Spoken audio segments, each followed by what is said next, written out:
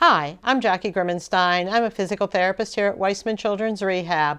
One of the unique features here and anywhere in pediatric therapy is the ability to work with our children one-on-one. So your child gets a full session of just individualized attention where they get to play with their therapy.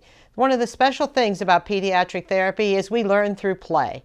So all of our activities, whether we're learning to run, jump, hop, skip, go up and down steps, play on this ball, and that is through doing it through fun, creative activities.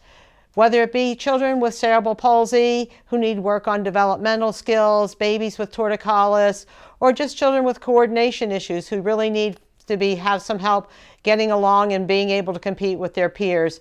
And then in our inpatient program, working with our kids who have injuries or illness and getting back to working, because it's all really hard work.